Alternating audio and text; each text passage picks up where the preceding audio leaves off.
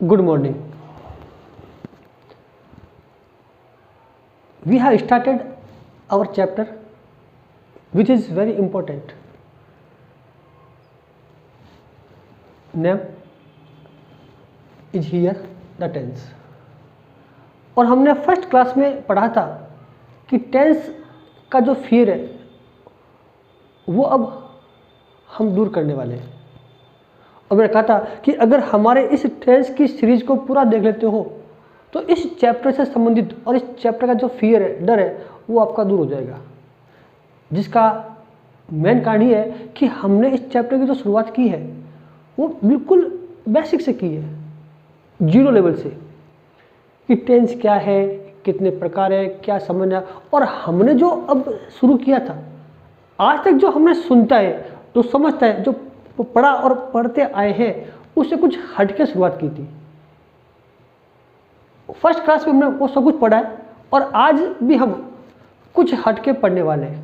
तो पहले तो जो हमने फर्स्ट क्लास पढ़ी थी उस फर्स्ट क्लास का एक रिकैप ले लेते हैं, क्योंकि वो सबसे महत्वपूर्ण है। किसी भी चैप्टर का इंट्रोड्यूस या इंट्रो कहते हैं, वो बहुत ही इंपॉर्टेंट है। और मैंने कहा था कि ये चैप्टर हमारे एग्जाम में के दृष्टिकोण से भी बहुत महत्वपूर्ण है। दूसरी बात कि अगर इंग्लिश का बेस अच्छा करना है, अगर इंग्लिश को अंडरस्टैंड करना है, उसको करना है एसिमिलेटेड, अपने आप में आत्मसम्मात करना है, या उसको पूर्णतः समझना है, तो इस चैप्टर का आपको समझ में आना बहुत ज़रूरी है। और मैं तो कहूँगा कि एग्ज़ाम कोई इंपॉर्टेंट नहीं है। अगर इंग्लिश हमारे समझ में आ गई, इट मीन्स हम हर एग्जाम में आने वाले इस चैप्टर से संबंधित जो क्वेश्चन होंगे उनको अपना आप सॉल्व कर देंगे, तो दिक्कत भी नहीं। तो अपन वापस एक कर लेते हैं रिकैप और अपना आगे बढ़ते हैं और देखते हैं कि हो क्या रहा है। हमने पढ़ा था कि जो चैप्टर था टेंस, उसका नाम है हिंदी में काल। और लेकिन टेंस और टाइम दो अलग अलग कंसेप्ट है। टाइम और टेंस दोनों अलग अलग कंसेप्ट है, ये ध्यान रखना, दोनों एक चीज नहीं है। हम आज इस पर फिर बात करेंगे अलग किस प्रकार है। तो पहली बात कि जो टेंस है वो दो चीज से मिलकर बना हुआ है, एक टाइम तो ही है। अब टाइम को हमने तीन भागों में डिवाइड किया। वैसे इस टाइम को हम डिवाइड नहीं कर सकते, लेकिन हमने किया है मूलतः बड़े बड़े भागों में। वो क्या था, पहले प्रेजेंट। और प्रेजेंट कहते हैं वर्तमान काल। अभी जो कुछ चल रहा है, जो कुछ हो रहा है, घटित हो रहा है, मैं पढ़ा रहा हूं, आप मेरी बात सुन रहे हैं, इट इज प्रेजेंट। आप सीख रहे हैं, इट इज प्रेजेंट। जो कुछ अभी है वो प्रेजेंट है। और अभी जो मैंने कुछ बोला, जो हमने कल सीखा या 1 घंटे पहले सीखा, वो पहले 1 घंटे पहले वर्तमान था, अब वो क्या बन गया, वो बन गया पास्ट। तो इसी का रूप होगा पास्ट। जो जो क्षण बीतता जाएगा, जो जो मिनट बीत जाएंगे, वो अपने आप क्या बन गया, वो बन गया पास्ट। इट मीन्स हर एक क्षण का अपना इतिहास बन रहा है। इतिहास मतलब अतीत है और अतीत यानी पास्ट है। तो वो चीज ध्यान रखनी है कि प्रेजेंट सबसे इंपॉर्टेंट है, इसी से होकर के गुजरेगा हमारा पास्ट। अब हम जब आगे की बात सोचेंगे, अब आगे नहीं क्यों सोचना है, मैंने पहले कह रहा हूं, जब आगे की बात सोचेंगे, आगे की प्लानिंग करेंगे, हमारा क्या इंटेंशन है, हमने क्या दृढ़ निश्चय किया, डिटर्मिनेशन है, तो उसका नाम आएगा निकल के फ्यूचर। किससे, इससे जब आगे निकलेंगे। तो ये जो मूल बात थी कि जो टाइम है, हमने उस टाइम को क्या मान लिया था, पहले टेंस मान लिया था कि टेंस के कितने part, how many kind of tense, there are 3 types of tense, present, past, future. Actually they are no tense, वो टेंस नहीं है, दे आर टाइम, वो टाइम है जो लिखा हुआ है, प्रेजेंट, पास्ट, फ्यूचर। और फ्यूचर जो है मॉडर्न इंग्लिश में इसको भी कंसेप्ट को भुला दिया गया है कि फ्यूचर की बात को हम प्रेजेंट से भी इंडिकेट कर सकते हैं। ये हम आगे पढ़ेंगे। मैं कई बार कह रहा हूं कि किस चीज को आगे पढ़े, उसका मतलब ये है कि अगर यहां उसको समझ लिया तो चैप्टर और ज्यादा लेंथ हो जाएगा, 2 बार समझना पड़ेगा जब वापस चैप्टर पढ़ेंगे, किसको, प्रेजेंट टेंस को और फ्यूचर को। तो पहली बात आई कि जो टाइम है वो एक नेचुरल कंसेप्ट है, स्वाभाविक एक अवधारणा है कि समय है जो अभी जी रहे हैं वर्तमान में, जो पहले हुआ, जो पहले कुछ किया, मैंने 10वीं के पास, मैंने एग्जाम की तैयारी की, वो सारे पास्ट है। अब मैं क्या कर रहा हूँ, मैं टीचिंग कर रहा हूँ, ये प्रेजेंट है। अब आगे क्या करूँगा, कि मेरी आगे योजना है कि यार मैं कोई स्कूल खोलूँ, बच्चों को पढ़ाऊँ, ऐसा करूँ, वो मेरी केवल फ्यूचर प्लानिंग है। और ये फ्यूचर प्लानिंग पूरी हो जरूरी नहीं है। तो ये पहला था कंसेप्ट कि टाइम, उसमें 3 चीज़ें थी। लेकिन मैंने कहा है जो अपना चैप्टर है टेंस, उसमें 2 चीज़ शामिल है, एक टाइम और जो दूसरा वो इससे भी महत्वपूर्ण है वो है वर्ब, या कहें एक्शन। एक्शन यानी कोई भी कार्य, वर्ब यानी कोई भी कार्य हम करेंगे वो हमारी वर्ब है। इन दोनों से मिलकर बना है टेंस। अब वर्ब क्या है, ऐसे वो शब्द जिससे हमें किसी भी कार्य के होने का, किसी कार्य के घटने का बोध हो, वो वर्ब है। और हमने बात की थी कि जिस शब्द के अंत में ना आता है, खेलना, कूदना, नाचना, गाना, तो वो सभी वर्ब है। और ये जो वर्ब है जो हमें शो करती है, डिनोट्स करती है, वो क्या करती है, नंबर 1 कि पहले एक्शन, वो एक्शन करती है कि अपन एक्शन है क्या। तो एक्शन क्या देखेंगे अपन, वो एक्शन है। एक्शन के बाद क्या दिखाते हैं हमको, स्टेट, उसके बाद इवेंट और पोजीशन। ये वर्ब के शो करने के तरीके हैं कि हर वर्ब जो है वो कुछ ना कुछ हमें एक्शन को, हमें क्या काम कर रहे हैं, खेलना, कूदना, नाचना, गाना, सोचना, विचारना, सभी एक्शन है। स्टेट, खुश होना, दुखी होना, उदास होना, अवस्था है, सरप्राइज्ड अवस्था है, I am surprised, I am shocked अवस्था है। इवेंट यानी कोई चीज़ घटित होगी, हमारे हाथ में नहीं है। जैसे वर्षा का होना, बादलों का गरजना, बिजली का चमकना, इवेंट है। दुर्घटना हुई, हमारे क्या हाथ में, इवेंट है। या पोजेशन, किसी चीज पर अधिकार दिखाए, आई हैव ए कार, मेरे पास कार है, वो पोजेशन। आई हैव 2 ब्रदर्स, मेरे 2 भाई है, ये भी पोजेशन है।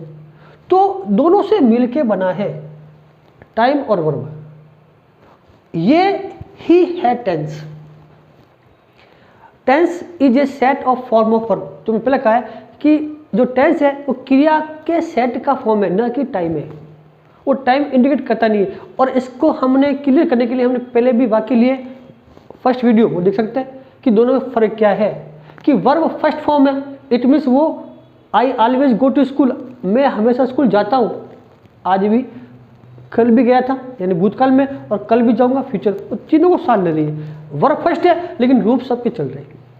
तो ऐसे कई हमने एग्जाम्पल पहले लिए हैं।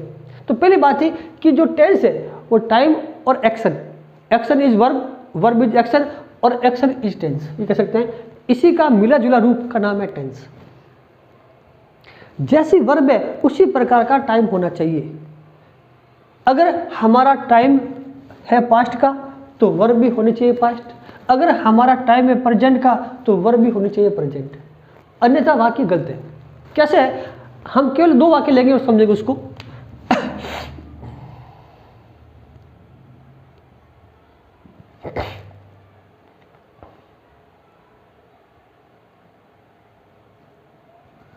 सॉरी,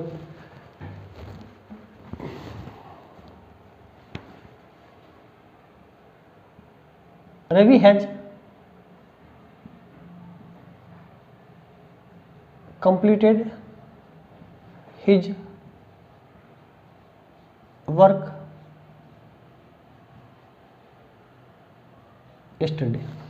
समझना कि क्या कहना चाह रहा है, फिर अपन आगे बढ़ेंगे। कि रवि ने कल अपना काम पूरा कर लिया, रवि ने कल अपना काम पूरा कर लिया, वाक्य किसका, पास्ट का है। इंग्लिश की जो सोचने का तरीका कुछ अलग होना चाहिए। वो कैसे है कि पहले देखेंगे इसमें जो टाइम है वो है यस्टरडे, ये कौन है, ये टाइम है, टी फॉर टाइम। क्या दिखा रहा है, कल, कल कौन सा, जो बीता हुआ है, ये हो गया पास्ट, यानी जो टाइम है वो पास्ट है। अब यहाँ पर ये समझना एक बार, कल की बात कर रहा हूँ, यानी टाइम तो पास्ट हो गया। और यहां जो वर्ब है हैज वर्ब की फर्स्ट फॉर्म है, और फर्स्ट फॉर्म मतलब वो हो गया प्रेजेंट। जो हमने फर्स्ट क्लास देखी थी उसमें सीखा हुआ है फर्स्ट फॉर्म मतलब प्रेजेंट, सेकंड फॉर्म यानी पास्ट, थर्ड फॉर्म यानी परफेक्ट, फोर्थ फॉर्म यानी आईएनजी वाली यानी कंटिन्यूस। हैज फर्स्ट फॉर्म है इसलिए प्रेजेंट है, और हमारा टाइम जो है वो पास्ट है। अब देखना है क्या ये दोनों मिले क्या, कि बात तो कर रहे हैं वर्तमान की और वो हमने कल कर लिया। ये कैसे हो सकता है कि आज की बात को हमने कल कर लिया? How is it possible? It means ये वाकई गलत था। हमें उसको सही करने के लिए इसके अकॉर्डिंग वर्ब लानी पड़ेगी। चीज इंपॉर्टेंट कौन सी है? वो टाइम है। एक्शन हम कभी कर सकते हैं, इट मीन्स ये वाकई गलत था। अब इसको सही कैसे होगा कि अपन लिख देंगे, मैं आपको हैज कंप्लीट हटा दिया, लगा दूंगा कंप्लीटेड। अब वर्ब की हो गई सेकंड फॉर्म, ये गलत कर दिया हमने, हटा दिया, और वर्ब की सेकंड फॉर्म मतलब हो गया पास्ट। अब ये भी पास्ट वो भी पास्ट, यानी एक्शन भी जो वर्ब है, वर्ब भी है पास्ट फॉर्म और टाइम भी है पास्ट फॉर्म, दोनों एक चीज होनी चाहिए। ये सबसे इंपॉर्टेंट है। और एग्जाम में आता है स्पॉट एरर कि गलती कहाँ है, वहां पर यही गलती करता है कि दोनों को अलग करता है, टाइम को अलग करता है और एक्शन अलग कर देता है। अब एक बाकी और देखें और समझे यहां पर एक बार क्या कहता है।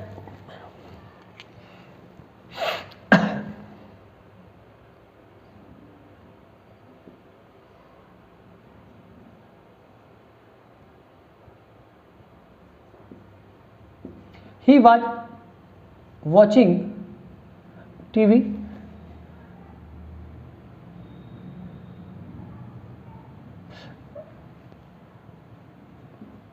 now। अब यहां भी क्या देखना है, हमें टाइम देखना है। क्या देखना है? नाउ वो टाइम है, नाउ यानी अब, मैं अब पढ़ता हूं, मैं अब खेलता हूं, अब यानी वो प्रेजेंट है, यानी यहां जो टाइम है वो हो गया प्रेजेंट। अगर टाइम प्रेजेंट मैंने कहा ना, हमारी एक्शन डिपेंड करेगी टाइम के अनुसार। जैसा टाइम वैसी वर्ब होनी चाहिए। जैसे यहां था टाइम पास्ट का, वर्ब थी प्रेजेंट की, वही गलत हो गया। अब यहां देखें ये वर्ब है, अब वर्ब कौन सी फॉर्म है?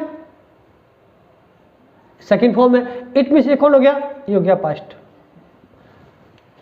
इट मीन्स ये वाक्य दो मैच करते हैं क्या कि टाइम प्रेजेंट का वर्ब पास्ट का नहीं मिल रही है, इट मीन्स वाक्य गलत था। अब क्या आएगा? जहां इज है वहां था, सॉरी जहां वाज है वहां था इज। इज कौन है? फर्स्ट फॉर्म में यानी प्रेजेंट।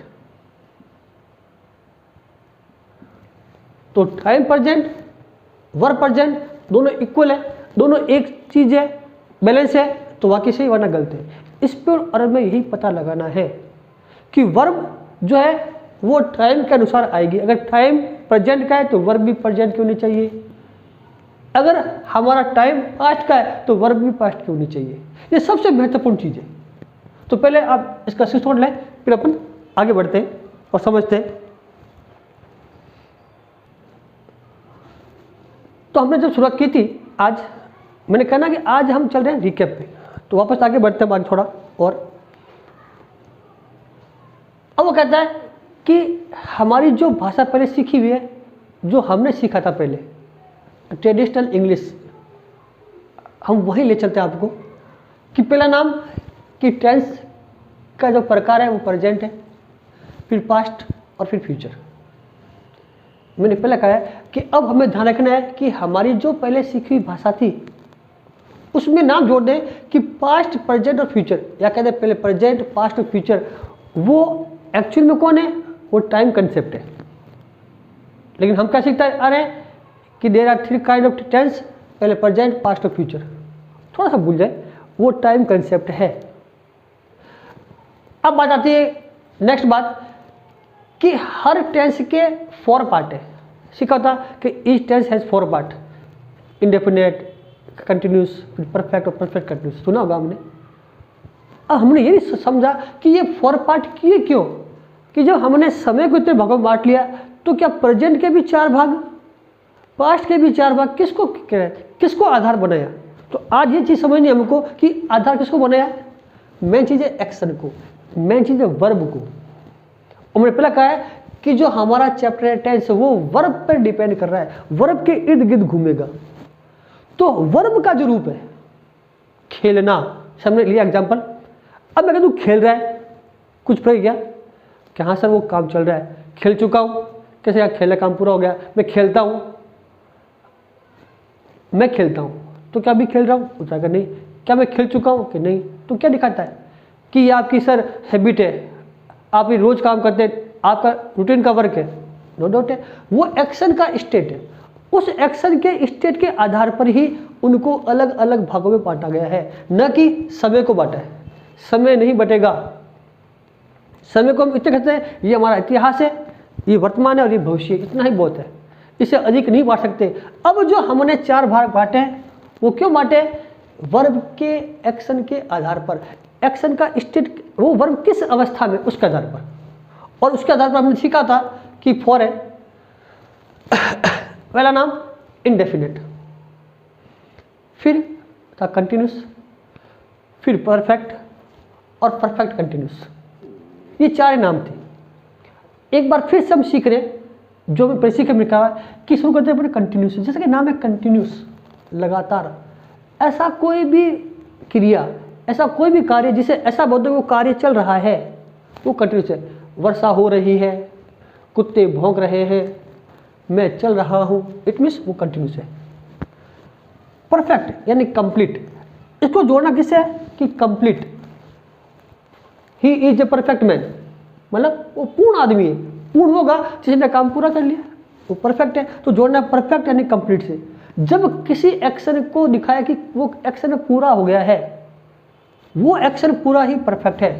मम्मी ने खाना पका लिया है, मम्मी ने खाना पका करके बर्तन एक तरफ रख दिए, हम खाना खा चुके, इट मीन्स खाना खा चुके और हमने हाथ भी धो लिए, वो काम पूरा कर दिया।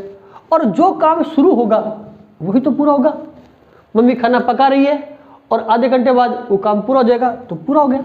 ऐसा तो नहीं है वो काम चलती रहेगा सारा दिन पर, ऐसा नहीं है। वो जो काम शुरू होगा वो कंटिन्यूस है, फिर वो चलते चलते जब पूरा हो जाएगा वो परफेक्ट हो जाएगा। तो जो काम कंप्लीट हो जाए वो परफेक्ट। अब ये जो फोर्थ है परफेक्ट और कंटिन्यूस, जैसे कि देखो दोनों का नाम है, यानी परफेक्ट यानी कंप्लीट, जिसका कुछ भाग पूरा हो गया है, और कंटिन्यू अब भी चल रहा है। और मैंने दिया था एग्जाम्पल आपको कि कोई पेंटर है, बोर्ड पे रंग कर रहा है, ड्रॉइंग में रंग कर रहा है, तो कह रहा है वो 2 घंटे से काम कर रहा है, इट मीन्स उसको रंग करते हुए 2 घंटे तो कंप्लीट हो गए हैं, 2 घंटे कंप्लीट हो गए, अभी भी कर रहा है तो कंटिन्यूस है। उस अवस्था में कभी अपन घर जाते हैं, बच्चों को पूछते हैं व्हाट आर यू डूइंग, तो कहता है मैं सुबह से पढ़ रहा हूँ, सुबह से पढ़ रहा हूँ। इट मीन्स जब आपने पूछा शायद दोपहर होगी, तो उत्तर क्या है सुबह से पढ़ रहा हूँ, मतलब सुबह से दोपहर तक तो हो गया कंप्लीट, और अभी भी किताब लेके बैठा ही है, वो कंटिन्यूस है, ये अवस्था है। अब बता इनडेफिनेट, जैसे कि नाम है इनडेफिनेट, निश्चित नहीं है कि वो काम चल रहा है, निश्चित नहीं है वो काम पूरा हो चुका है, ये भी निश्चित नहीं है, और वो काम कितने घंटे चला, कितना काम हो चुका है, पूरा नहीं है। इसमें क्यों लिखा है कि रूटीन का वर्क है, रेगुलर वर्क है, एक सामान्य प्रक्रिया है, नेचर है, हैबिट है, यूनिवर्सल ट्रूथ है, ऐसे कई बताएगी, वो सभी इसी में शामिल है इनडेफिनेट में, जहाँ किसी कार्य के होने का बोध नहीं है, केवल बता रहे हैं कैसा होता है, वो ऐसा करता है, वो होगा इनडेफिनेट। तो अब पूछे कि जो टेंस है उसके 3 पार्ट है, प्रेजेंट, पास्ट और फ्यूचर। वो क्या है, टाइम कंसेप्ट है, और उस टाइम कंसेप्ट को हमने 4 भागों में बांटा है। तो हमने समय को नहीं, फिर सुन लें, हमने समय को नहीं बल्कि हमने वर्ब को 4 भागों में बांटा, उसके अवस्था के आधार पर कि वर्ब की अवस्था किस हाल में है, ये ध्यान रखना है। ये नंबर 2 है। अब क्वेश्चन आता है एग्जाम में कि मैंने कहा था कि एग्जाम में 3 टाइप क्वेश्चन होंगे। एक question fill in the blanks, जो हम स्कूल में सीखते हैं कि सेंटेंस दे रखे, उसमें देखा एडवर्ब, वर्ब को फिलअप कर दिया, एक तरीका ये है। दूसरा कि जो सेंटेंस है वो किस टेंस का है वो पता लगाना, जो हमने पहले सीखा था कल, आज फिर कुछ करेंगे एग्जाम्पल। और तीसरा जो होता है स्पॉट एरर, गलती निकालना, जो मैंने भी बताया था। गलती कैसे निकलेगी कि टाइम और एक्शन दोनों एक होने चाहिए। अगर टाइम प्रेजेंट का है तो वर्ब भी प्रेजेंट होगी, अगर टाइम पास्ट का है तो वर्ब भी पास्ट की होगी, दोनों अलग नहीं हो सकती। तो अपन आगे बढ़ते हैं, एक स्टेप फिर देखते हैं क्या कहता है। Identify the tense of the sentences, sentence का क्या टेंस होगा पता लगाना है, और उसको पता लगाने के लिए हमारे पास बेस्ट होगा फॉर्म ऑफ वर्ब। क्या देखना है? Form of verb. और हमने कल बात की थी, मैं बार बार कह रहा हूँ, कल बात की, वो क्यों इंपॉर्टेंट है? क्योंकि फर्स्ट लेसन सबसे इंपॉर्टेंट होता है, किसी भी चैप्टर का इंट्रो, मैंने पहले कहा है, बहुत इंपॉर्टेंट है। और हमसे कहा था फॉर्म ऑफ वर्ब कितनी है? 5, first form, second form, third form, fourth form, fifth form. हमने सीखा था स्कूल में 3 फॉर्म, फिर कहा दिया ING फॉर्म, एक फॉर्म और आगे बढ़ा ले, क्योंकि हमारा भी लेवल बढ़ा ना, स्कूल से हम आगे कॉम्पिटिटिव एग्जाम में लेवल बढ़ करके, तो हमारा भी लेवल बढ़ना चाहिए। अब कोई पूछे वर्ब कितनी? 5। अब क्या है? फर्स्ट फॉर्म, उसके अलग अलग नाम थे, नाम दिया था मैंने, प्रेजेंट है, फर्स्ट फॉर्म है। सेकेंड फॉर्म यानी पास्ट, थर्ड फॉर्म वो थी पास्ट पार्टिसिपल, नाम क्या था? पास्ट पार्टिसिपल, लेकिन हम उसको नाम कुछ अलग देंगे। फर्स्ट फॉर्म का नाम वही है कि प्रेजेंट, सेकेंड फॉर्म का नाम वही है पास्ट, थर्ड फॉर्म जो थी वो थी पास्ट पार्टिसिपल, हमने नाम दिया अपनी सुविधा के लिए, वो दे दिया परफेक्ट। और हमने सीखा था कि परफेक्ट यानी जहां काम कंप्लीट हो वो परफेक्ट है। और फोर्थ फॉर्म जिसका ग्रामेटिकली जो नाम है वो क्या था? Present participle. क्या नाम है? Present participle. क्यों है? क्योंकि इसी के साथ में जुड़ती है ING, गो, ये प्रेजेंट है, गोइंग जोड़ा इस पर जुड़ा है, न कि इसके साथ हो गया प्रेजेंट पार्टिसिपल। ये ग्रामेटिकल नाम है, लेकिन हमें याद रखने के लिए क्या देखना है कि जिस वर्ब के साथ में ING हो वो का कंटिन्यूस याद रखना है। क्या रखना आपको? क्या कंटिन्यूस है? कि वर्ब प्लस जब लग गए ING वो होगा प्रेजेंट पार्टिसिपल। वैसे ING के साथ लग के जेंड भी बनता है, जीरेंड, लेकिन उसके बारे में आगे बात करेंगे। तो ये ING जब है वो कंटिन्यूस है। बस अगर आपको 4 बातें आ गई तो ये जो था सेक्शन कि सेंटेंस का क्या टेंस है उसका पता लगा लेंगे। अब अपन कुछ लेते हैं सेंटेंस लिखने के लिए। लिखा हुआ the baby is crying bitterly. अब यहां क्या देखना हमको? वर्ब भी देखनी। अब वर्ब कितनी है देखो यहां पर 1 2। अब इसको देख लीजिए। अब देखना ING आई तो क्या कहेंगे उसको? कहेंगे कंटिन्यूस, तो एक तो नाम होगा कंटिन्यूस। अब इज कौन है? इज फर्स्ट फॉर्म है, फर्स्ट कौन यानी प्रेजेंट। तो कैसे समझे इसको? देखना अब कि पहली बात कि इज को देखा हमने, इज कौन है? फर्स्ट फॉर्म है, फर्स्ट फॉर्म है तो इसको अपन एक मान लें। अब फर्स्ट फॉर्म मतलब क्या हो गया? हो गया प्रेजेंट, तो इट मीन्स जो इज है वो प्रेजेंट हो गया। और ING कौन है? ING फोर्थ फॉर्म है तो अपन इसको फोर्थ मान लेते हैं। और जो फोर्थ फॉर्म होगी उसे कहेंगे, उसे कहेंगे कंटिन्यूस, तो गया कंटिन्यूस, तो क्या हो गया? Present continuous. बस इतना ध्यान रखना है, इससे पूरी चीज हो जाएगी। नंबर 2 देखें, मोहित हैड कंप्लीटेड द प्रोजेक्ट। अब यहां देखना है हैड और कंप्लीटेड। अब हैड कौन? तो हैड सेकेंड फॉर्म है और सेकेंड फॉर्म यानी हो गया पास्ट, तो उसका नाम हो गया पास्ट। अब कंप्लीट कौन है? यहां पर कंप्लीटेड थर्ड फॉर्म है तो क्या हो जाएगा? थर्ड फॉर्म यानी परफेक्ट। अब बात आती है कि सर हेड तो थर्ड फॉर्म भी है, हेड सेकेंड फॉर्म भी है, हो सकता है दिमाग क्यों? Has had head. अब अगर इसको हम हेड को थर्ड फॉर्म मानते तो थर्ड फॉर्म में क्या होता? हो गया परफेक्ट। चलो देखना एक बार है कि मान लिया परफेक्ट, और ये भी कौन हो गया? थर्ड फॉर्म में। कि इसको माने सेकेंड फॉर्म तो वो भी है, चलो आप मान लीजिए। तो क्या ये किसी टेंस का नाम है क्या? अब ये देखना है कि नहीं सर ये टेंस का नाम नहीं, ये सही भी नहीं है, लेकिन कहते ये तो है सर। हाँ चलो ये है, चलो इसको नाम दे दे माने थर्ड फॉर्म, तो क्या दे दे इसको भी? याद दे दे परफेक्ट, ऐसा दे दिया। तो क्या ये नाम है क्या? परफेक्ट। परफेक्ट कि सर ये भी नहीं है, तो ये भी गलत है। कोई ना कोई नाम होगा जो शुरू से होगा या प्रेजेंट या पास्ट और फ्यूचर से। और मैंने कहा था फ्यूचर को भूल जाओ, प्रेजेंट और पास्ट शुरू होगा। तो यहाँ जो वर्ब होगी फर्स्ट वो प्रेजेंट या पास्ट होगी। इट मीन्स ये सेकेंड फॉर्म है यानी पास्ट हो गया, और ये थर्ड फॉर्म है तो हो गया परफेक्ट। अगर इसको माने पास्ट तो चलो पास्ट हो गया, और फिर डाल दूँ पास्ट, क्योंकि ये भी माने सेकंड फॉर्म तो भी नहीं होगा। ये कब होगी थर्ड फॉर्म, तब आएगा नाम, उत्तर जाएगा। वर्ब अगर वाक्य में एक है तो एक को गिनना है, दो है तो दो को गिनना है। Birds fly in the sky, अब यहां वर्ब है फ्लाई। फ्लाई कौन सा फॉर्म है, फर्स्ट फॉर्म है। फर्स्ट फॉर्म है नहीं, क्या होगा फर्स्ट फॉर्म है नहीं, देखा वहां पर। आप भी अनुमान लगाए मेरे साथ में, ऐसा नहीं कि सर पढ़ा रहे हैं तो वही बिजी है। आपको भी अपने दिमाग को यहाँ यूज करना है कि फर्स्ट फॉर्म आ रहा है तो फर्स्ट फॉर्म कौन, प्रेजेंट। क्योंकि यहाँ मैंने हेल्प के लिए आपके लिए एक बने बॉक्स, वो आपके लिए, तो वो फर्स्ट फॉर्म है कि फर्स्ट फॉर्म को सोचेंगे सर ये तो फर्स्ट फॉर्म है यानी प्रेजेंट है, वेरी गुड, तो प्रेजेंट ही है। अब प्रेजेंट, अब आगे चले, वर्ब है नहीं सर, तो ये कौन सा है। जब किसी वाक्य में अन्य वर्ब भी नहीं है, फर्स्ट फॉर्म है, फर्स्ट फॉर्म का मतलब भी प्रेजेंट इंडेफिनिट है। क्या नाम उसका, माना है प्रेजेंट इंडेफिनिट।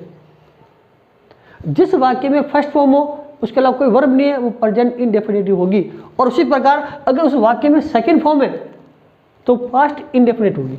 सेकंड फॉर्म है नहीं पास्ट, और पास्ट सिंपल कर दो या पास्ट इंडेफिनिट कर दो। बहुत ही इजी चैप्टर है, बस आपको थोड़ा ध्यान रखना है और खुद की रुचि इसमें रखनी है। नेक्स्ट वाक्य लें, he did not bring a toy for me. अब यहां देखिए कौन वर्ब है, कि सर डिड है। अब पूछे भी डिड कौन, डू डिड कौन, सेकंड फॉर्म, तो कौन होगा second form, very good, second form है नहीं, वो पास्ट टेंस है तो ये पास्ट फॉर्म है, चलो पास्ट मान लिया इसको। अब देखें ना, आपको ये भी है कि सेकंड फॉर्म, सॉरी ब्रिंग जो है वो कौन सी फॉर्म है, कि ब्रिंग सर फर्स्ट फॉर्म है, फर्स्ट फॉर्म है नहीं कि प्रेजेंट टेंस। अगर मैं मालूम भी यहां लिख दिया पास्ट कि डिड है पास्ट फॉर्म और ब्रिंग है फर्स्ट फॉर्म, फर्स्ट फॉर्म है नहीं कि प्रेजेंट।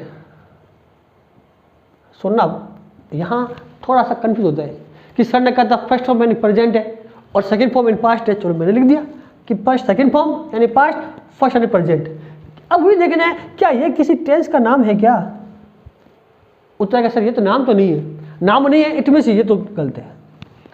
अब मैंने कहा था कि फर्स्ट मतलब इंडेफिनेट, क्या है, सेकंड मतलब भी इंडेफिनेट, फर्स्ट इंडेफिनेट, सेकंड और फर्स्ट हो तो प्रेजेंट इंडेफिनेट, तो इसमें नाम जुड़ जाएगा इंडेफिनेट का, किसका जाएगा, तो क्या बन गया यहां पर फर्स्ट इंडेफिनेट। ये थोड़ा अपने सोचने की जरूरत है। ये वो भाग हुआ है जहां हमें पता करना हो कि कौन सा टेंस है। और ऐसे एग्जाम जो आरपीएससी द्वारा कर आती है, फर्स्ट ग्रेड के एग्जाम है, सेकंड ग्रेड के, वहां पर ऐसे प्रश्न कई बार पूछ लेता है। लेकिन सबसे अधिक जो क्वेश्चन पूछे जाते हैं, चाहे स्कूल लेवल पर हो चाहे लेवल कॉम्पिटिटिव का है, और यहाँ पर एसएससी की बात करें, सीजीएल की बात करें, बैंक पीयू की बात करें, तो वहाँ पर ऐसे क्वेश्चन नहीं पूछे जाएंगे। वहाँ होगा फिल इन द ब्लैंक्स या स्पॉट एरर, जो सबसे मुश्किल काम है। क्योंकि हमने आज तक वही रटे मारे कि एडवर्ब आ गए ये उतार दीजिए, वो आ गया ये उतार दीजिए। हमें एडवर्ब के साथ में ये भी देखना है कि वो वाक्य किसको इंडिकेट कर रहा है, किस टाइम को कर रहा है। मैं बात कर रहा हूँ समय को, कि समय प्रेजेंट का बोल रहा है तो उसमें वर्ब की प्रेजेंट की आएगी। अगर बात कर रहा है पास्ट की तो उसमें वर्ब भी पास्ट की आएगी। ये ध्यान रखना है। तो इसका भी स्क्रीनशॉट ले, फिर अपन आगे बढ़ते हैं। आगे बढ़ते हैं अब सेंटेंस। हमने जो फर्स्ट क्लास ली थी और आज अभी तक जो सीखा है वो टेंस की जो बेसिक जानकारी वो पूरी कर ली हमने।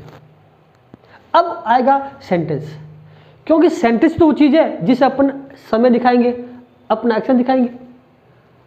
सेंटेंस है क्या, a group of words which makes a complete sense is called a sentence. कि शब्दों का वो समूह जिसका पूर्ण सार्थक अर्थ हो उसे हम वाक्य कहते हैं। ये पहली बात। फिर how many kind of sentences, वाक्य कितने प्रकार के होते हैं, तो कहीं 3 कहीं 4, अब इसमें जोड़ेंगे 5। मैंने कहा ना कि हमारा लेवल बढ़ रहा है, स्कूल से बड़े हाई स्कूल से कॉलेज, अब कॉलेज से भी ऊपर कॉम्पिटिटिव लेवल है ना। पहले स्कूल आई छोटे बच्चों की, फिर second level, senior secondary, college और कॉम्पिटिटिव 5 है ना। बस इसके भी 5 ग्रुप है। अब नाम कौन से हम लोग सुने हुए हैं, हम क्या कहते हैं कि पहला पॉजिटिव कि सही है, दूसरा नेगेटिव वो भी सही है, तीसरा इंट्रोगेटिव वो भी सही है, चौथा कि इंट्रोगेटिव नेगेटिव हो गए 4, पांचवा कि इम्परेटिव, चलो 5 हो गए। आगे कि सर एक वो भी देखा जिसमें एक्सक्लेमेटिव, हाउ, व्हाट शुरू होते हैं, हुर्रे आते हैं, वो भी है, वो भी हो गया, चलो मान एक्सक्लेमेटिव 6 हो गए। 7वां सर वो देते हैं शुभकामना सूचक, बेस्ट ऑफ लक, 7 हो गए। तो क्या सेंटेंस शांत ऐसे क्या कि नहीं सर सेंटेंस शांत तो नहीं है, हमने जो पढ़ा है वो 3 या 4 या 5 पढ़े हैं। एक्चुअल में सेंटेंस के जो काइंड है वो है 5, assertive, interrogative, imperative, exclamative, objective. अब हम जो पढ़े थे कि पॉजिटिव नेगेटिव वो एक ही सेंटेंस के 2 पार्ट है, असर्टिव के 2 पार्ट है। असर्टिव यानी डिक्लेरेटिव, किसी के बारे में बताना, अगर बता रहे हैं सकारात्मक तो पॉजिटिव है और बता रहे हैं नकारात्मक तो वो नेगेटिव है असर्टिव सेंटेंस ही।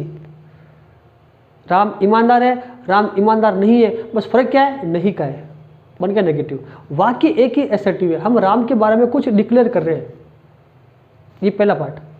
सेकंड था इंट्रोगेटिव। एक्चुअली में इंट्रोगेटिव 2 पार्ट है, first beginning with helping verb, second beginning with WH word, वो तो हमने सीखा ही नहीं। हमने सीखा है इंट्रोगेटिव और इंट्रोगेटिव नेगेटिव, वो भी सही है, लेकिन इंट्रोगेटिव जो एक्चुअल 2 पार्ट है वो क्या है कि वो वाक्य जो शुरू होंगे सहायक क्रिया से और वो वाक्य जो शुरू होंगे WH वर्ड से।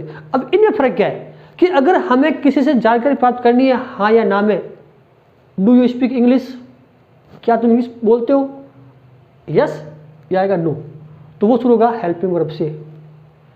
Have you deposited your fees, क्या तुमने फीस जमा करा दी है, यस या नो में आएगा। तो जिसका उत्तर यस या नो में आता है वो है हेल्पिंग वर्ब शुरू वाले। और जिनके बारे में अन्य जानकारी प्राप्त करनी है, about place, about time, about manner, about reason, about people, हो सकता है उनमें आएंगे WH वर्ड। तो अब है कि चाहे वाक्य एसर्टिव हो, चाहे इंट्रोगेटिव है, चाहे इंपरेटिव है, चाहे एक्सक्लेमेटिव, चाहे ऑब्जेक्टिव है, कोई है, उसके मेन एलिमेंट्स कौन से हैं जिससे मिलकर वाक्य बनता है। स्ट्रक्चर बदल सकता है लेकिन एलिमेंट्स वही रहेंगे, उनके स्थानों को आगे पीछे किया जाएगा। तो आता है मेन एलिमेंट्स ऑफ सेंटेंस, जिससे वाक्य बनता है उसे कहेंगे एलिमेंट्स या कंपोनेंट्स या आर्टिकल्स, आइटम्स, कोई कहते हैं होगा ही। मेन जो एलिमेंट्स हैं सेंटेंस के वो कौन कौन है, सब्जेक्ट, जिसके बारे में हम बात करेंगे, सब्जेक्ट, वर्ब, ऑब्जेक्ट और कॉम्प्लीमेंट। कोई भी वाक्य इन्हीं से बनेगा, और मेन सब्जेक्ट और वर्ब। और मैं कहूंगा सबसे इंपॉर्टेंट है वर्ब, क्योंकि वर्ब भी तो टेंस है। बात क्या थी, वर्ब इज टेंस और टेंस इज वर्ब, इसके बगैर तो कोई वाक्य बन ही नहीं सकता। अगर कह दूं मैं राम सब्जेक्ट है कि वाक्य है क्या, कि नहीं सर, लेकिन मैं कहता हूं सिट डाउन, वर्ब है ना, बैठ गए। हेल्प, हेल्प, फायर, वर्ब है, वाक्य बन रहा है। बगैर सब्जेक्ट के, बगैर ऑब्जेक्ट के, बगैर कॉम्प्लीमेंट के वाक्य बन सकता है, लेकिन बगैर वर्ब के वाक्य नहीं बन सकता। ये भी एक बात सुन ले, वर्ब का होना जरूरी है, क्योंकि वर्ब ही टेंस है। और मैं कह रहा हूं तो पहला काम होगा सब्जेक्ट, वर्ब, ऑब्जेक्ट और कॉम्प्लीमेंट। हम इसके बारे में बात करें, इससे पहले अपन बात करते हैं कॉम्प्लीमेंट की। अब पहले कि कॉम्प्लीमेंट है क्या, कि पहले कर्ता, क्रिया और क्रम, यानी कर्ता का क्रियाक्रम करना। क्रियाक्रम समझते कैसे कहते हैं, जब कोई किसी का इतिहास खत्म हो गया, उसकी कहानी खत्म हो गई, उसके पीछे क्या करता अपन, क्रियाक्रम ही तो करते हैं। तो पहले कर्ता देख लीजिए, फिर उसका कह दीजिए क्रियाक्रम, कर्ता का क्रियाक्रम। अब कॉम्प्लीमेंट यानी पूरक, क्या चीजें और है जो उस वाक्य में पूरी कर सकती है वाक्य को, जरूरी नहीं है। तो वो जो शब्द होगा वो होगा पहले स्थान, समय और रीजन और मैनर। तो ये फॉर जो एलिमेंट है वो इसमें इंक्लूड होंगे, जो आवश्यक नहीं है, ये एडजंक्ट है। क्या करें, एडजंक्ट कहते हैं इसमें, जो सहायक है, जो वाक्य को विस्तार देते हैं, एडजंक्ट। पहला P, P for place, T, T for time, R, R for reason और एम, एम फॉर मैनर। ये फॉर जो चीजें वो हमें याद रखनी है। P for place, T for time, R for reason, M for manner. और पूरा वाक्य बनाए तो क्या होगा? SVOPTRM। मंत्र बना लीजिए SVOPTRM, SVOPTRM, SVOPTRM। ये इसी श्रृंखला में रहेंगे। सब्जेक्ट वो जिसके बारे में हम बात करते हैं, जो करता है। जैसे कहता है मोहन फुटबॉल खेलता है, वाक्य सुना हिंदी में, फिर हम इसको वाक्य को आगे बढ़ाएंगे। मोहन फुटबॉल खेलता है, मैं लिखा हूं यहां पर,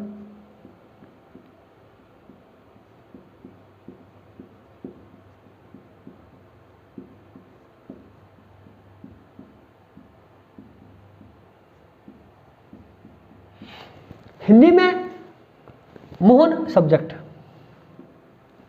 खेलता वर्ब, ऑब्जेक्ट। जो आदमी काम करे वो सब्जेक्ट जो हमने सुना हुआ है। हम आगे बात करेंगे कि सब्जेक्ट और क्या हो सकते हैं। यहां कौन खेल रहा है? मोहन, तो क्या सब्जेक्ट। मोहन क्या कर रहा है? खेलता है, वो क्रिया है। हिंदी में क्रिया आती है अंत में, एंड में, end of the sentence verb आती है, लेकिन इंग्लिश में वर्ब सब्जेक्ट के साथ ही आएगी। तो क्या होगा? मोहन, वर्ब कौन सी है? आगे प्ले, लेकिन हमारा सब्जेक्ट है सिंगुलर, तो क्या प्लीज। ये हमने बात की थी जब सब्जेक्ट सिंगुलर हो वर्ब सिंगुलर, जब सब्जेक्ट हो प्लूरल तो वर्ब प्लूरल। कहाँ की थी? इससे जस्ट पहले की जो सीक्वेंस थी सब्जेक्ट वर्ब एग्रीमेंट, उस सीरीज के अंदर इसको पूरे विस्तार से बताया गया है, वो भी आप देख सकते हैं। अब क्या खेलता है? फुटबॉल। सब्जेक्ट वो है जो काम करे, हमने पढ़ा हुआ है, लेकिन मैं आगे और बताऊंगा। वर्ब वो है जो कार्य करने का बोध कर रहा है, जिस पर क्रिया की जाए। खेलता किस पर है? फुटबॉल पे, ऑब्जेक्ट है। अब सर इनकी कहां जरूरत पड़ी? नहीं पड़ी, वाक्य अर्थ निकल रहा है। लेकिन अब सुने, मोहन स्कूल में फुटबॉल खेलता है, और क्या होता है? मोहन मैदान में फुटबॉल खेलता है, मोहन गली में फुटबॉल खेलता है। तो क्या होगा? इसी के बाद आएगा Mohan place football in the ground, तो बाद में आएगा। सुबह खेलता है, हो सकता है कि मोहन सुबह स्कूल में फुटबॉल खेलता है, या मोहन मैदान में खेलता फुटबॉल सुबह, तो इन the morning, in the evening, कोई हो सकता है। अपन लिख रहे हैं मॉर्निंग।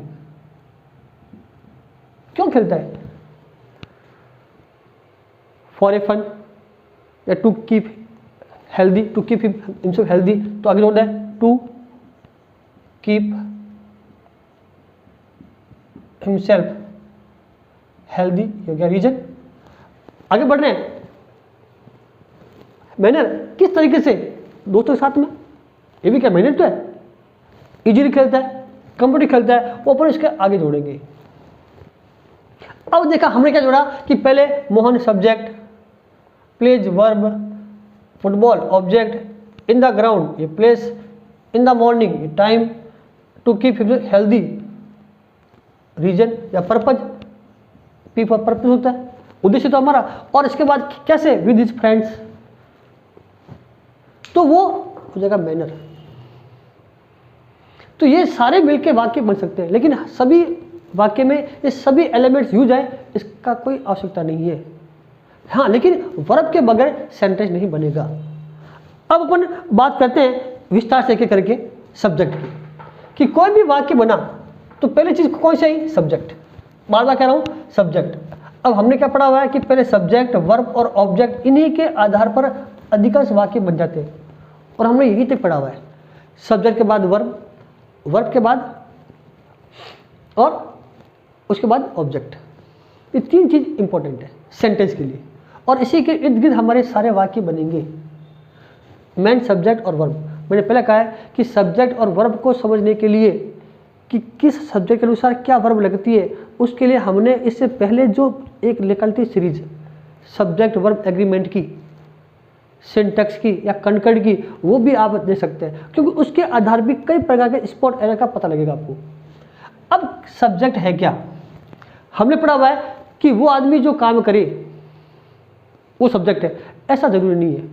हमने जिस आदमी के बारे में, अब आदमी तो शुक्र हुआ है, हम जिसके भी बारे में, वो चाहे आदमी है, एनिमल है, बर्ड्स है, फ्लावर है, या नॉन लिविंग थिंग कोई हो सकती है, कोई भी आइटम है, वो सभी सब्जेक्ट हो सकते हैं। और इसका जो अधिकांश पता लगाते हैं उसके लिए वर्ड आता है कौन या किसने।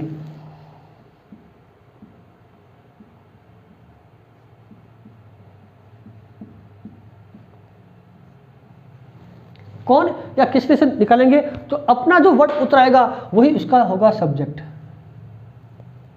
वाक्य था मोहन फुटबॉल खेलता है। Who plays football? Mohan. Football कौन खेलता है? मोहन। कौन?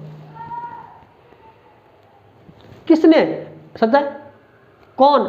जैसे morning walks helps us to keep fit, कि सुबह का भ्रमण हमें स्वस्थ रहने में सहायता करता है। सहायता कौन करता है? कौन, यानी मॉर्निंग वॉक। अब मॉर्निंग वॉक कोई आदमी है क्या? कि नहीं सर, लेकिन वो भी सब्जेक्ट हो सकता है।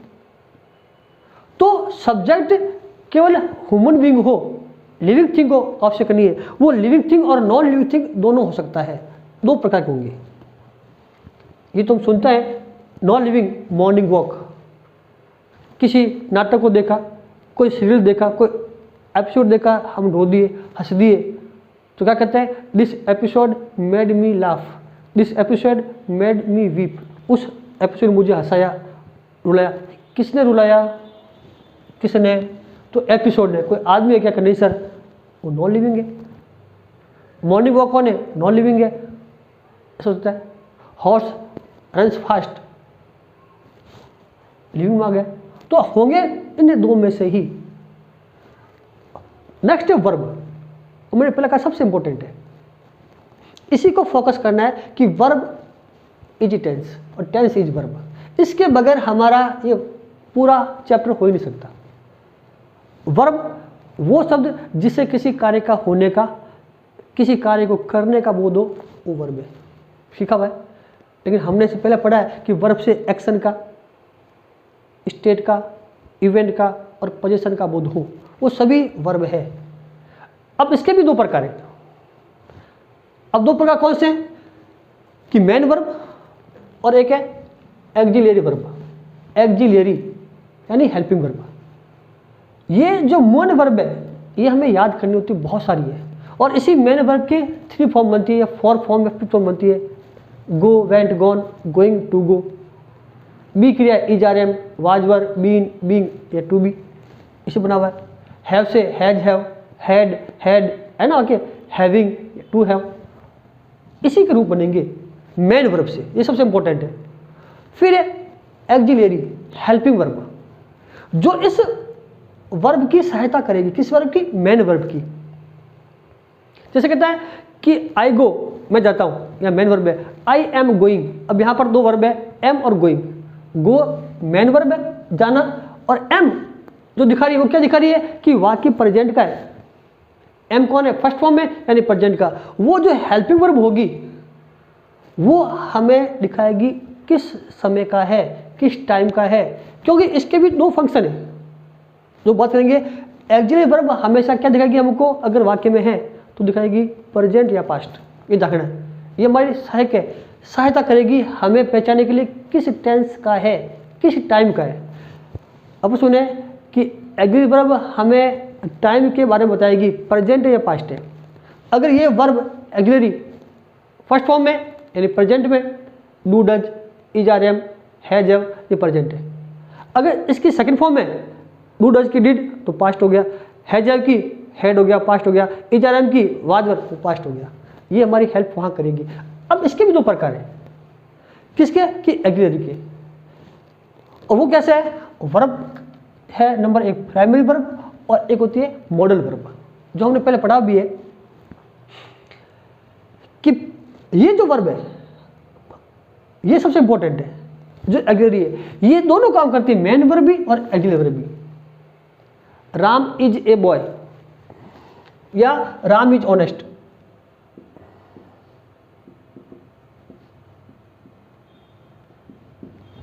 अब यहां पर इज है तो समझना है क्या? इज कौन सी फॉर्म है? फर्स्ट फॉर्म है। फर्स्ट फॉर्म यानी प्रेजेंट, सीखा हुआ है। और मैंने कहा कि फर्स्ट फॉर्म यानी प्रेजेंट, और प्रेजेंट यानी इंडेफिनिट है, हमें याद रख लेना सीधे। तो वाक्य पूछे किस टेंस का है? कि वाक्य प्रेजेंट इंडेफिनिट टेंस का, क्योंकि इससे समझ लेगा इसका। अब अगर इज है क्या, मेन वर्ब है या एग्री वर्ब है। अब ये देखना है कि अगर is are am was were है ना, डू डज डिड हो सकता है, हैज हैव हैड के साथ में कोई अन्य वर्ब है तो ये होगी हेल्पिंग वर्ब, वरना ये मेन वर्ब है। सपोर्ट करने वाली है तो किसी के साथ होगी वरना अकेले होगी। अब यहां देखें वाक्य सही है, राम इज वॉचिंग टीवी। अब यहां पर इज भी है, आईएनजी भी है, तो इज कौन, वही फर्स्ट फॉर्म यानी प्रेजेंट। मैंने पहले कहा है कि जो वर्ब होगी एक्सिलरी वो दिखाएगी हमें टाइम प्रेजेंट या पास्ट, तो प्रेजेंट हो गया। अब आ रहा है आईएनजी, आईएनजी यानी कौन सा फॉर्म है, फोर्थ फॉर्म में सीखा हुआ है। फोर्थ फॉर्म यानी जहां हो आईएनजी यानी कंटिन्यूस है तो गया कंटिन्यूस। अब यहां पर ये इज जो है वो हेल्पिंग वर्ब है और यहां पर जो इज है वो मेन वर्ब है, ये दोनों काम करती है।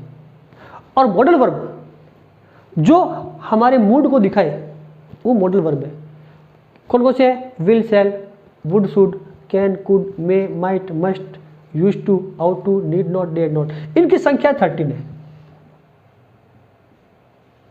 और इनकी 11 है और दोनों को करें काउंट तो 24 है।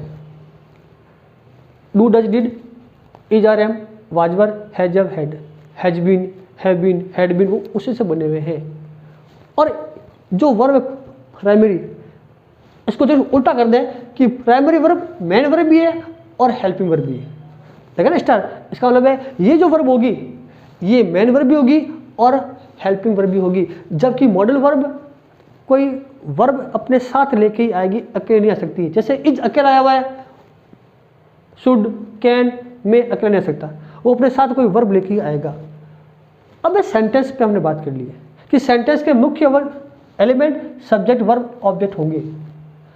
अब हम आगे पढ़ेंगे वाक्य पॉजिटिव, वाक्य नेगेटिव और इंट्रोगेटिव की उसके जो बेसिक एलिमेंट है और क्या होगा स्ट्रक्चर, उस पर बात करेंगे, फिर आगे चलेंगे। तो इसका भी स्क्रीनशॉट लें, फिर अपना आगे चलते हैं। हमारा चैप्टर में पहले कहा कि बहुत इंपॉर्टेंट है, बार बार कहता रहा हूँ। आज हम जो पढ़ रहे हैं वो केवल बेसिक जानकारियाँ हैं और मैंने कहा कि बेसिक जानकारी क्यों प्राप्त करनी है, 0 से एडवांस तक, 0 लेवल से चलेंगे और एडवांस लेवल तक पढ़ेंगे। और इस चैप्टर के आधार पर ही सारे चैप्टरों का आधार है। अगर ये चैप्टर समझ आ गया तो अन्य चैप्टर हमारे सीखने में बड़ी आसानी हो जाएगी। अभी तक पढ़ा है किसे कहते हैं, क्या प्रकार है, कैसे डिफाइन करें। अब आता है कि सेंटेंस को कैसे देखें। अभी हम जो अपना चैप्टर टेंस वो नहीं पढ़ा है, उन पर हमने बात ही नहीं की, केवल बेसिक जानकारी। अगर वाक्य पॉजिटिव होगा तो उसका जो फ्रेमिंग करेंगे, जो बनाएंगे स्ट्रक्चर, उसमें ये चीज़ें होनी आवश्यक है। अब मैं लिखूंगा शॉर्ट में, S for object subject, V for verb, O for object, P for place, T for time, R for reason, M for manner, जो पे लिखा हुआ है। तो क्या बनेगा, subject plus verb plus object plus complement. सामान्य चीज होगी। कई बार क्या होता है कि इस चीज के साथ में एक हेल्पिंग वर्ब और जुड़ता है, वो हेल्पिंग वर्ब भी एज ए वर्ब भी है ना। वर्ब के 2 पार्ट है, दोनों पार्ट साथ में आ सकते हैं। जैसे क्या होगा उसमें कि सब्जेक्ट फिर HV फिर V फिर O और फिर C। अब शॉर्ट में दिया है C यानी तब कॉम्प्लीमेंट। ये 2 पैटर्न ही होंगे कि जिस वाक्य में हेल्पिंग वर्ब है तो आ जाएगी हेल्पिंग वर्ब पहले, और जिसमें नहीं है, किस में नहीं होगी, सिंपल टेंस यानी प्रेजेंट सिंपल और पास्ट सिंपल में हेल्पिंग वर्ब यूज नहीं करते पॉजिटिव सेंटेंस में। अब मैंने कहा ना कि इसको केवल सीख रहे हैं आधारभूत के लिए, तो थोड़ा क्विकली पढ़ रहे हैं। अब वाक्य कैसे आएंगे सेंटेंस में, इसे बना रहा हूँ। सच है, ही वॉक्स स्लोली, वह धीरे धीरे चलता है। तो ही कौन हो गया, सब्जेक्ट, वर्ब कौन सा, वॉक्स, स्लोली, ये मैनर है, चलने का तरीका क्या है। अब सर क्या इसमें ऑब्जेक्ट नहीं है, कोई बात नहीं, जरूरी नहीं है कि हर सेंटेंस में सारे एलिमेंट आए, 1 2 तो होंगे ही। कई बार वर्ब से हो सकता है, अब 2 हो सकते हैं, 3, वो वाक्य के अनुसार होंगे। और देखिए बाकी एक, अब इसमें देखिए आप, the boy is laughing at the fat man, कि लड़का उस फैट मैन पर हंस रहा है। अब यहां कौन आया? इज हेल्पिंग वर्ब है, लाफिंग कौन है? वर्ब है। तो यहां तो केवल आया वर्ब, यहां क्या आई पहले? हेल्पिंग वर्ब, यहां आया फिर वर्ब। होगा इसी में से एक और लेते हैं, फिर आगे चलते हैं। बस they have decorated the room. अब यहां पर हैव हेल्पिंग वर्ब है और डेकोरेटेड वर्ब है, तो कोई भी वाक्य होगा पॉजिटिव, उसमें केवल ये चीज आएगी, सब्जेक्ट वर्ब ऑब्जेक्ट। इस सीक्वेंस को हम नहीं बदल सकते, ये रखना है। अब नेगेटिव होगा तो क्या हो जाएगा कि हेल्पिंग वर्ब के बाद क्या होगा? इज नॉट, हैव नॉट और बढ़ गया नेगेटिव। हम पढ़ेंगे आगे, लेकिन ध्यान रखना है कि पॉजिटिव और नेगेटिव में केवल एक नहीं शब्द का अंतर है, वह धीरे धीरे चलता है, वह धीरे धीरे नहीं चलता है। लड़का फैटमैन पर हंस रहा है, लड़का फैटमैन पर नहीं हंस रहा है। आया नहीं? उन्होंने रूम को सजाया, उन्होंने रूम को नहीं सजाया है, तो सिर्फ नहीं ना। तो बस वही बात है कि इसमें भी एक नहीं सब जुड़ेगा, वो नॉट। वो कहाँ जुड़ेगा? हेल्पिंग वर्ब के बाद में। Is not laughing, have not decorated हो जाएगा। तो इसका भी स्क्रीनशॉट लें, फिर चलते हैं नेक्स्ट सेंटेंस पे, होगा negative. Next to the sentence मैंने कहा एसएटी के दो पार्ट पढ़ रहे हैं, पहले था पॉजिटिव, अब नेगेटिव। फर्क क्या है? हिंदी में नहीं, यहाँ पर भी हेल्पिंग वर्ब के बाद में एक शब्द जुड़ेगा, वो होगा नॉट। इधर बार बार कह रहा हूँ मैं आपको, क्या जुड़ रहा है? नॉट। नहीं के लिए नो है, नॉट और नेवर। क्या कह सकते हैं? No, not, never. लेकिन अधिकांश हमारे नॉट ही आता है। पहले था वाक्य था the boy is laughing, the boy is not laughing हो गया। ऐसे कुछ वाक्य और देखते हैं अपन यहाँ पर, जैसा है he does not run fast. अब यहां पर जो डज है वो एक हेल्पिंग वर्ब है, समझ ना, और ये जो है वर्ब है। और हमेशा जो नोट होगा, अगर दोनों आ रहे हैं, कौन आ रहा है कि हेल्पिंग वर्ब भी आ रही है और वर्ब भी आ रही है, तो नॉट हमेशा एक के बीच में बैठेगा, दो वाक्यों के बीच में। एक ट्रिक और देख सकते हैं कि अगर वाक्य में नॉट है तो वो वाक्य में नॉट हमेशा नंबर 3 पे आएगा। कितने पे आएगा? चाहे कैसा वाक्य हो, 1, 2, 3। ये फिक्स कर लें कि अगर नॉट को देखना है तो नॉट हमेशा नंबर 3 पे आएगा, वही हमारा नेगेटिव सेंटेंस है। नॉट है तो आ रहा है। अब देखना वाक्य और,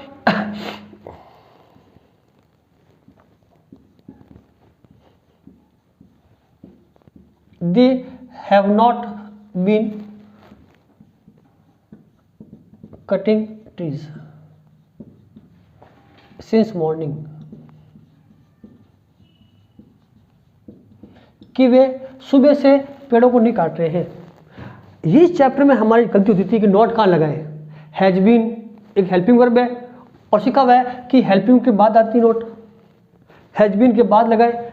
अब यहाँ देख लें, मैंने उस कंफ्यूजन को दूर करने के लिए कि नॉट का स्थान कहाँ होगा। हैज बीन को माने हेल्पिंग देखना है, नॉट जहाँ भी है कहाँ पर आएगा? नंबर 3 पर। नॉट का स्थान 3, 1, 2, 3, नॉट बना 3 लेटर से, इसका स्थान भी 3। क्या ट्रिक है? 1, 2, 3 वो अभी बीच में सही है। ऐसा नहीं है हैव बीन नॉट, ऐसा नहीं होगा, वो साथ ही रहेगा, नंबर 3 पे आएगा। ये वाक्य बन गया। और भी हो सकते हैं वाक्य देखना। Mohit had not broken my glasses. क्या बता रहा हूं कि एक फॉर्मली, एक बार ब्रीफली, कि हमें ध्यान रखें कि इस फॉर्मेट में होगा पॉजिटिव सेंटेंस, इसमें होगा नेगेटिव सेंटेंस। तो वो देखें, have helping verb, broken verb है, इट मीन्स ये हेल्पिंग वर्ब और वर्ब इनके बीच में आएगा। यहाँ सरकार है कि यहाँ के बीच में आ गया, ये भी तो वर्ब है। याद करें, has am sorry is are am was were been, been भी वर्ब थी, ये भी वर्ब है, इसलिए ये आगे जुड़ा गया है। हैड नॉट इनके बीच में आएगा नंबर 3 पर, 1 2 3। तो ये नॉट हमेशा नंबर 3 पर रहेगा या हेल्पिंग वर्ब के बाद रहेगा। बात एक ही है, होगा क्या कि पहले सब्जेक्ट, फिर helping verb, not, verb, object और कॉम्प्लीमेंट। तो इसका भी स्क्रीनशॉट लें। फिर आज एक और पढ़ते हैं सेंटेंस इंट्रोगेटिव, फिर अपनी क्लास यहीं पूरी कर देंगे। नेक्स्ट है जिसका सेंटेंस का नाम है इंट्रोगेटिव सेंटेंस। अभी पढ़े थे हमने पॉजिटिव नेगेटिव, अब क्या हुआ इंट्रोगेटिव। इसके दो प्रकार हैं, बिगिनिंग विद हेल्पिंग वर्ब और बिगिनिंग विद WH वर्ड, जो भी अपन बात करेंगे आगे। हमने सीखा था कि इंट्रोगेटिव नेगेटिव उसे पढ़ने की जरूरत नहीं है, क्यों नहीं, अपन अभी सीखेंगे। ये समझिए इसके दो पार्ट है, एक हेल्पिंग वर्ड सुनने वाला, एक WH वर्ड से। ये कब शुरू होगा, ऐसा कोई भी क्वेश्चन या हमें ये जानकारी प्राप्त करनी है केवल हाँ या ना में, किसमें, यस या नो में इंफॉर्मेशन करनी है collect. If we want any kind of information in positive और in negative we frame this kind of structure, कि अगर हमें यस और नो में सुन लेनी है तो इस प्रकार के स्ट्रक्चर का इस्तेमाल करेंगे। क्या तुम इंग्लिश बोलते हो, क्या तुम क्रिकेट खेलते हो, क्या तुम्हें पसंद है, तो वो सब इसी से बनेंगे। क्या हिंदी में पहले आएगा क्या, लेकिन इंग्लिश में आएगी पहले हेल्पिंग वर्ब। उस हेल्पिंग वर्ब का अर्थ ही क्या है, जैसे आता है क्या तुम इंग्लिश बोलते हो, do you speak English. If I know I will reply yes, otherwise no, होगा यस या नो ही। क्या होगा हिंदी में, इसका अर्थ होगा हिंदी में क्या, क्योंकि यहां एज ए हेल्पिंग वर्ब है। इस क्या के लिए व्हाट वर्ड हम यूज नहीं करेंगे, व्हाट यानी क्या सीखा हुआ है, गति क्या कहते हैं, जहां भी आता है क्या शब्द हमारे लिए और हमने सीखा क्या नहीं व्हाट लगा दिया, तो ऐसा नहीं होगा। इस क्या का मतलब है कि केवल इंफॉर्मेशन यस और नो है तो उसमें हेल्पिंग वर्ब भी आएगी। क्या तुमने अपना काम पूरा कर लिया है, स्कूल में आते ही सर का पहला क्वेश्चन कि मैंने तुम्हें दिया था होमवर्क पूरा कर लिया, मैंने तुम्हें कहा था याद करने याद कर लिया। ये वो क्वेश्चन है जो हम स्कूल की दुनिया में रोज सीखते थे, रोज सुनते थे, सर का आना और ये सवाल पूछना। तो क्या होगा, have you completed your homework, सुना हुआ है, हजारों बार सुना हुआ है। क्या तुमने अपना काम पूरा कर लिया है, तो कुछ कहता हाँ कर लिया, किसी ने कह दिया ना, और कुछ तो लोग कुछ बोलते नहीं थे, बस मुस्कुराया कि सर को पता नहीं चलेगा, बोलेंगे नहीं तो क्या पता चलेगा। उत्तर यही था यस या नो, हमने नहीं बोला वो अलग बात है, लेकिन सुखा सा हुआ हैव। क्या तुमने, तो क्या बन गया हैव या डू बन गया क्या, इस क्या का कोई हिंदी अर्थ नहीं है, वो क्या केवल हमारी इंफॉर्मेशन के लिए, यस या नो के लिए। सजय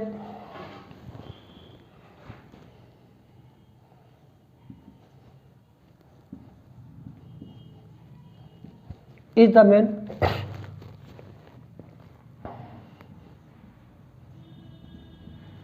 शोइंग यू ए मैजिक, क्या वो आदमी तुम्हें कोई दिखा रहा है मैजिक, वही क्या इज भी क्या हेल्पिंग वर्ब है। यानी जहां भी शुरुआत में ये हेल्पिंग वर्ब, वो कौन सी मैंने कहा था, चाहे हेल्पिंग वर्ब कह दो या वर्ब है ना, एग्री वर्ब 24 कोई हो सकती है, do does did is are am was were has have had will shall would should can could may might must ought to use to did not dare not, वो सभी यहाँ पर आएगी।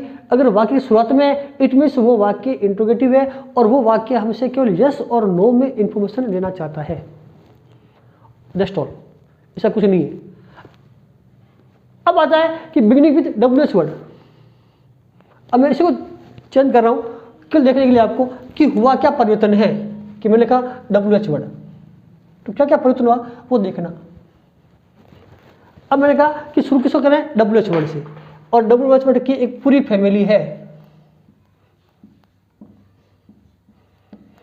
क्वेश्चन वर्ड या कहते हैं WH family, who, whom, whose, which, what, where, when, why, how, how many, how much, जिनके शुरुआत में WH होगा, WHO who, WHOM whose, whom, WHAT what, WHERE, या एक वर्ड है how, HOW, वो, और सारे के सारे WH वर्ड है, ये कहलाएगी इसकी फैमिली। अगर उससे शुरू कर रहे हैं, क्यों कर रहे हैं, तो ये कह रहे हैं वहां तो था सूचना लेनी थी यस और नो में, यहां पर हमें कुछ रिलेटेड या सिग्निफिकेंट इंफॉर्मेशन, एक पर्टिकुलर इंफॉर्मेशन कह सकता हूं, क्या कह दूं मैं, पर्टिकुलर इंफॉर्मेशन अबाउट स्टेटस, कि एक पर्टिकुलर सूचना लेनी है अबाउट, यानी किसी व्यक्ति के बारे में, किसी स्थान के बारे में, समय के बारे में, रीजन, पर्पज, जो भी होगा उसी के अकॉर्डिंग WH वर्ड आएगा। और इस जो सूचना है इसमें मैं कुछ परिवर्तन कर रहा हूं समझने के लिए कि कल क्या परिवर्तन किया मैंने, देखना अब जो पैटर्न है वो क्या बदला है, बस इतना सा बदला है कि पहले आ गया, इसके पहले हमने लगा दिया WH वर्ड, ये ध्यान रखना, क्योंकि अब जो आएगी हेल्पिंग वर्ब वो स्मॉल होगी, इसलिए मैंने भी इसको बोल कर दिया, इसको वाक्य वो इंट्रोगेटिव है। अब क्या हुआ, वाक्य हो गया WH वर्ड से शुरू होने वाला। अब ये जो वाक्य लिखे हुए हैं हम इसी को बनाए, तो करना क्या है, क्या तुम इंग्लिश बोलते हो, तो यस या नो। अब पूछ ले कि तुम इंग्लिश कहाँ बोलते हो, where do speak English, at home, in school, in ground, कहाँ हो सकता है। व्हेन डू स्पीक इंग्लिश, तुम इंग्लिश कब बोलते हो, मैंने कभी सुना नहीं, when do speak English. Why do speak English, तुम इंग्लिश क्यों बोलते हो, इंप्रेस करने के लिए। तो वो जो भी होगा वो यहां पर ऐड होगा। अब अपन यहां पर जो ऐड कर देंगे वो चलता जाएगा। तो पहली बात तो ये तो सेम ही रहेगा। अब हमने क्या सूचना मांगी, वेयर, कहां बोलते हो, स्थान के बारे में, व्हेन, समय के बारे में, वाई, क्यों, when, where do you speak English, when do you speak English, why do speak English, वाक्य तो वही बना। अब हमें यहां पर यह सुनिए आएगा, या हमें कोई सूचना देनी होगी about place, about time, about reason, about purpose. Have you completed work, क्या तुमने अपना काम पूरा कर लिया है, अब उसे क्यों किया या तुमने क्यों नहीं किया, ऐसा हो सकता है। सब जब वाक्य बने तो इसको भी बना सकते हैं। अजय,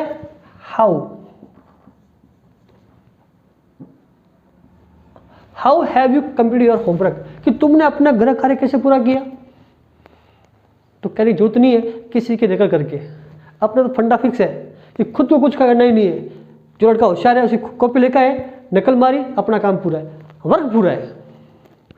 उत्तर क्या होगा, नकल करके। लेकिन एग्जाम में नकल नहीं होगी। अब हमें इस योग्य बनना है कि कोई हमारी नकल करे।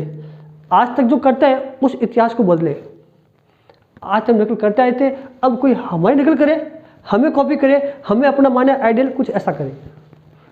तो क्या लगाया, हाउ, तो WH वर्ड बन गया। Is the man showing you a magic, why क्यों दिखा रहा है, वेयर कहाँ दिखा रहा है, व्हेन कैसे होता है, हो कह सकते हैं। तो वो अपन इसके आगे जुड़ जाएगा।